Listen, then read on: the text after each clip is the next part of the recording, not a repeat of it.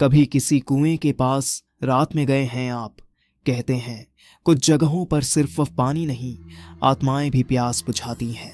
उस गांव का कुआं भी ऐसा ही था, जहां से जो गया वो कभी पहले जैसा लौट कर नहीं आया। गांव के उस वीरान कुएं के बारे में सब जानते थे। कहते थे सूरज ढलते ही वहां मौत का साया मंडराता है। लेकिन उस रात घर में पानी की एक बूंद भी नहीं थी और कल्पना की प्यास उसकी जिद बन गई थी। घर में बुखार से तप रही उसकी मां साधना जी ने कहा, बेटी आज पानी लेने नहीं जा पाई। ओह मां, कल्पना ने घड़ा उठाते हुए कहा, अब पानी के बगैर कैसे काम चलेगा? रुको, मैं कुएं से ले आती हूं। साधना जी की कमजोर आवाज घबराहट में तेज हो गई। नहीं बेटी, पानी लेने मत जा, उस कुएं के पास खतरा है, वहां रात में कोई नहीं जाता। मां कैसी बातें करती हो, मुझे प्यास लगी है। कल्पना ने मां की चेतावनी को अनसुना कर दिया। मैं अभी गई और पानी लेकर आई। मैंने कहा ना वहां मत जा। साधना जी चीखीं, वहां आत्माओं का वास है। लेकिन कल्पना नहीं मानी। वह अंधेरे में कुएं की तरफ बढ़ गई। काफी समय बीत गया। साधना जी की चिंता बढ़ गई। वह किसी तरह बुखार में तपता शरीर घसीटते हुए दरवाजे तक आईं और पड़ोसी पारस को आवाज दी। पारस दौड़ कर आया। क्या हुआ चाची, आपको तो बुखार था। बेटा कल्पना, साधना जी हाँफ रही थी। वह कुएं पर पानी लेने गई है, अभी तक नहीं आई। ये सुनते ही पारस के चेहरे का रंग उड़ गया। क्या कह रही हो चाची, तुमने कल्पना को इस समय अकेले वहां भेज दिया? अगर किसी आत्मा ने उस पर कब्जा कर लिया तो? बेटा तू जाकर देख आ जरा। नहीं चाची, मैं नहीं जा सकता। पारस ने साफ इनकार कर दिया। तभी उन्हें सामने से कल्पना आती दिखाई दी। उसे देखकर पारस ने राहत की सांस ली। लो चाची, आ गई तुम्हारी बेटी। कल्पना कहाँ रह गई थी तू? साधना जी ने पूछा। कल्पना ने घड़ा जमीन पर पटका और पारस को खून खाने वाली नजरों से घूरा। इसने ही भड़काया होगा तुझे, चल भाग यहां से, नहीं तो अभी तेरा सिर फोड़ दूंगी। ये सुनकर पारस डरकर चला गया। साधना जी ने कांपते हुए कहा, बेटी ऐसे क्यों किया तूने? पारस ने हमारी कितनी मदद की है। सुन बुढ़िया, कल्पना की आवाज किसी और की तरह भारी हो गई थी। मैं किसी की बेटी नहीं हूं। आज के बाद कोई इस घर में नहीं आएगा और तू भी चुपचाप पड़ी रह। ज्यादा बकबक की तो तुझे जान से मार दूंगी। अपनी बेटी का यह खौफनाक रूप देखकर साधना जी सिहर उठी। सुबह तक उनका बुखार उतर गया था। कल्पना सुबह होते ही खेत पर चली गई। उसके जाने के बाद डरी सहमी साधना जी सीधे गांव की पुजारिन शारदा के पास गई। शारदा ने उन्हें देखते ही कहा, आ गई, मैं तेरा ही इंतजार कर रही थी। संभाल न सकी अपनी बेटी को, आ गई वो भी उस नीले नाखून वाली चुड़ैल के कब्जे में। साधना जी रोने लगी। माँ जी आपको कैसे पता? वो तो बस कल पानी लेने।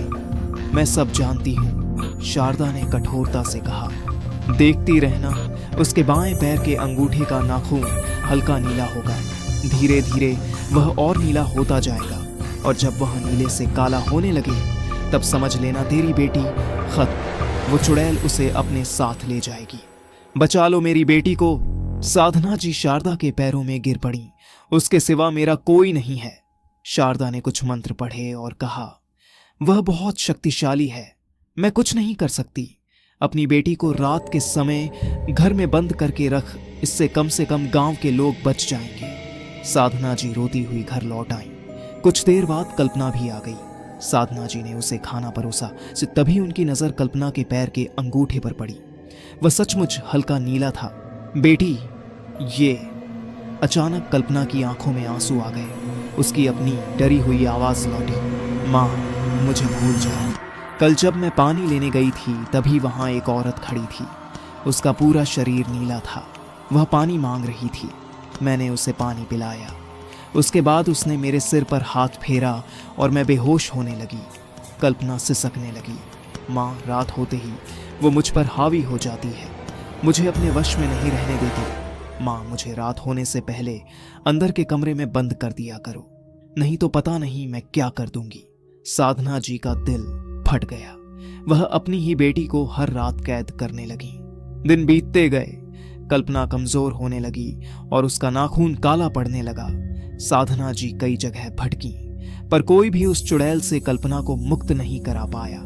एक दिन गांव का मुखिया और कुछ लोग मशालें लेकर साधना जी के दरवाजे पर आ गए। साधना बहन, कल्पना को लेकर इस गांव से चली जाओ, वरना गांव वाले उसे जलाकर मार देंगे। साधना जी शेरनी की तरह दहाड़ी। तुम सब लोग उस चुड़ैल को मारो जिसने मेरी बच्ची की ये हालत कर दी। उस पर जोर नहीं चलता तो मेरी बच्ची को मारने आ गए। चले जाओ यहां से, नहीं तो मैं रात को कल्पना को खुला छोड़ दूंगी। जब तुम्हारे बच्चे ऐसे तड़पेंगे तब तुम्हें पता चलेगा। ये सुनकर सब गांव वाले डर कर चले गए। एक दिन सुबह जब साधना जी ने कल्पना के कमरे का दरवाजा खोला तो वह जमीन पर शांत पड़ी थी। उसका पूरा शरीर नीला हो चुका था। बहुत हिम्मत करके कुछ लोगों ने कल्पना का अंतिम संस्कार किया।